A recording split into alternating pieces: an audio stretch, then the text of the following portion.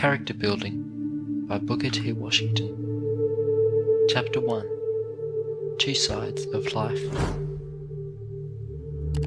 There are quite a number of divisions into which life can be divided, but for the purposes of this evening, I'm going to speak of two: the bright side of life and the dark side.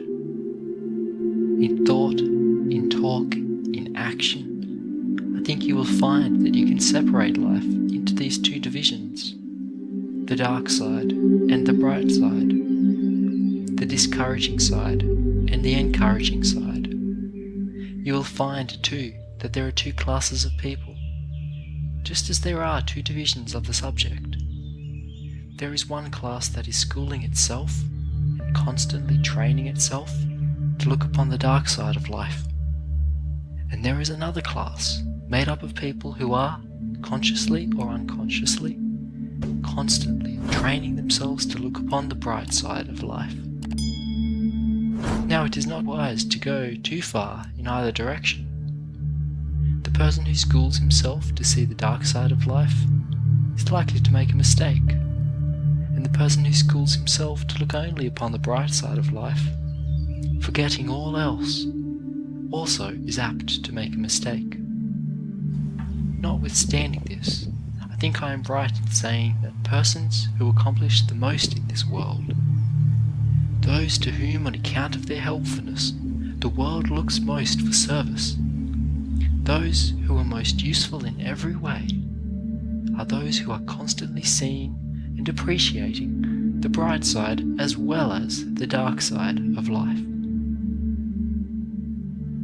You will sometimes find two persons who get up in the morning, perhaps a morning that is overcast with shadows, a damp, wet, rainy, uninviting morning, and one of these persons will speak of the morning as being gloomy, will speak of the mud puddles about the house, of the rain, and of all of the disagreeable features. The second person, the one who has schooled himself to see the brighter side of life, the beautiful things in life, will speak of the beauties that are in the raindrops and the freshness of the newly bathed flowers, shrubs, and trees. Notwithstanding the gloomy and generally disconsolate appearance of things, he will find something attractive in the scene out of doors, and will discover something in the gloomy morning that will cheer him. Suppose that you see these two same persons eat their breakfast. Perhaps they will find out that the rolls are bad, but that the coffee is excellent. If the rolls are poor, it is a great deal better in such a case to get into the habit, a habit that you will find pays from every standpoint, of being able to forget how unpalatable they are, and to let your thoughts dwell upon the good and satisfactory coffee. Call the attention of your near neighbour at the table to the excellence of the coffee. What is the result of that kind of schooling? You will grow up to be an individual whom people will like to see coming near them, an individual to whom people will go for encouragement when the hours are dark and when everything seems to be discouraging. In just the same way, when you go into the classrooms to recite your lessons, do not dwell upon any mistakes that you may think you see the teacher make, or upon any weakness in the presentation of the lesson.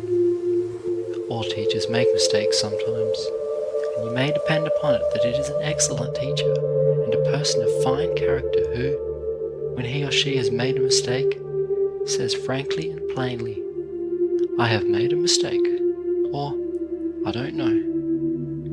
It takes a very good and a very bright teacher to say, "I don't know."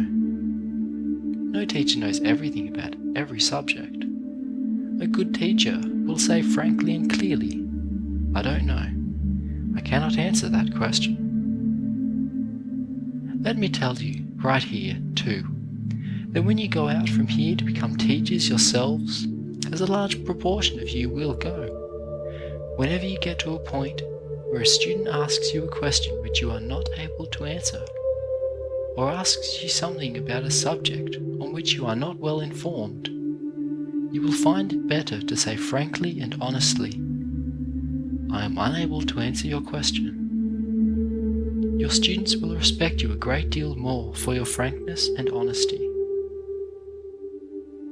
education is not what a person is able to hold in his head, so much as it is what a person is able to find. I believe it was Daniel Webster who said that the truly educated man was not the one who had all the knowledge in his head, but the one who knew where to look for information upon any subject upon which at any time he might want information. Each individual who wishes to succeed must get that kind of discipline. He must get such training that he will know where to go and get facts, rather than try to train himself to hold all facts in his head.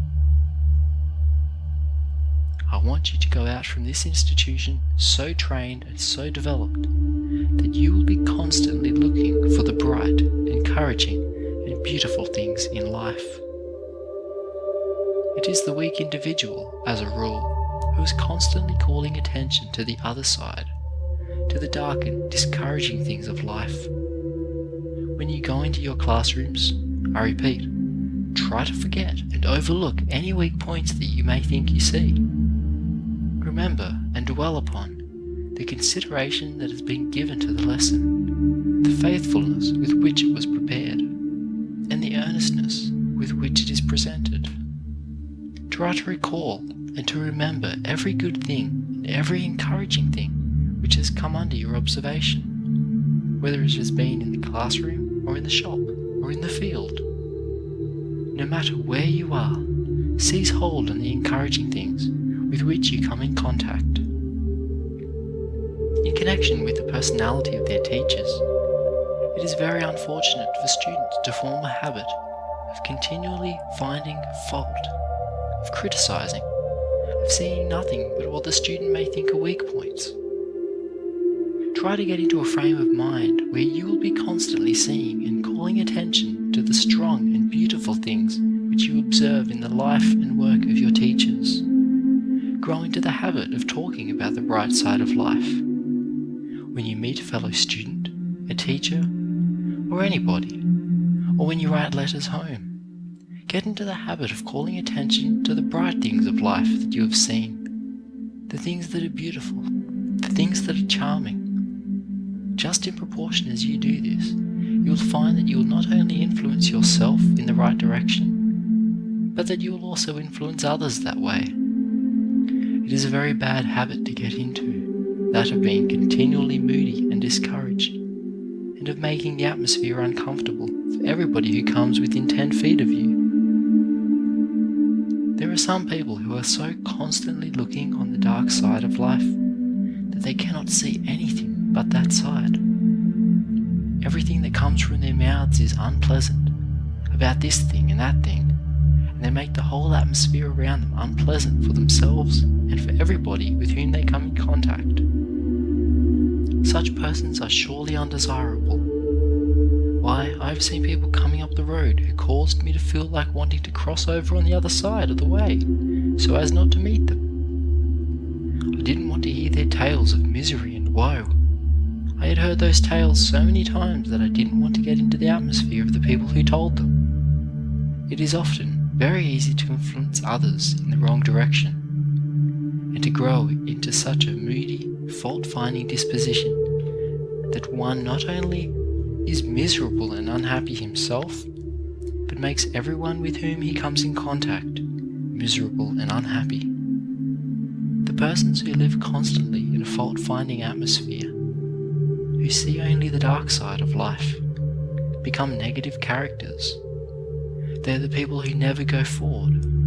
They never suggest a line of activity. They live simply on the negative side of life. Now, as students, you cannot afford to grow in that way. We want to send each one of you out from here, not as a negative force, but as a strong, positive, helpful force in the world. You will not accomplish the task which we expect of you if you go with a moody, discouraged, fault-finding disposition.